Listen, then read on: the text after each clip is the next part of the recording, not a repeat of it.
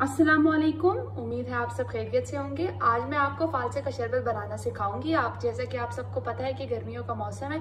इस गर्मियों के मौसम में आज मैं आपको फ्रेश फालसे का शरबत बनाना सिखाऊंगी।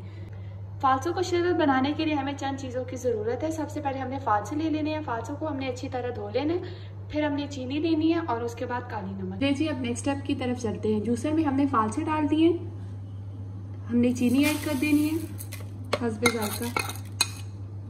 1 टीस्पून हमने काली नमक ऐड कर लेनी है। फिर अब हमने पानी शामिल कर देना है।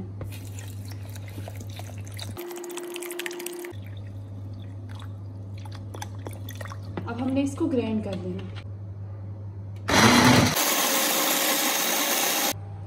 जैसा कि आप देख रहे हैं कि फालसों का शरबत ग्राइंड हो गया है। अब बारी आती है कि इसके सीड्स को किस तरह निकालना है। चलिए अब नेक्स्ट स्टेप की तरफ चलते हैं। फालसों के शरबत को हमने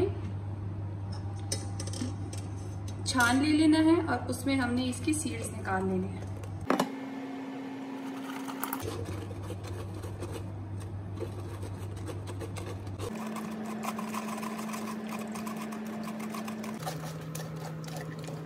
अब हमने इसमें थोड़ा सा पानी ऐड कर लेना है।